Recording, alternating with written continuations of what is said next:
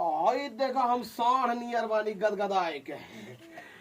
और बा टमाटर यस फूलल फूलल गाल गली में एगो साढ़े आइल बा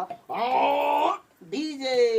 डीजे डीजे डीजे हमको डांस भी करना आता डीजे डीजे डीजे बा टमाटर यस फूलल फूलल गाल गली में एगो साढ़े आइल बा डीजे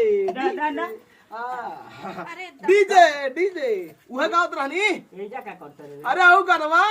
बटा मटरिया से फूलल फूलल गाल गली में एगो साढ़े आइल बा ओ डीजे डीजे डीजे डीजे साला ई एगो हमार एगो भाई पड़ी गिल बा एकरा कैसे बाजी एकदम 24 घंटा पीछे पड़ल रहता ना लाइन मारल करत ना हमारे पे अरे का हम करी ओकरा त मारे हम बिया गुल बनी ओकरा बुझात त न कि हम समझा के रख दी कि हम कैसा ना टच कर करा ना तो देख लिया उनका दस मुझसे उखाड़ ले हां है न सुना ओ कहां जाल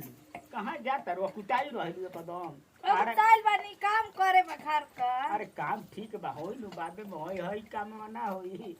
ओ मेरा रू होता त न तू सफर ए करे जा बड़ा सुंदर लागत रे बारा हैं सुंदर तो बदले बन कहीं न सुंदर बनू ना भगवान हमनी के जोड़ी फिट कर देले बड़ा हिट हो गया ना अरे दादा चली जीवा हम जा दूध भेल बानी गिर जाला अरे दूध है ना सुना अरे गिर जाला दी अरे ओही दादा का कोई तरसावत रहत न मेहरा रे दादा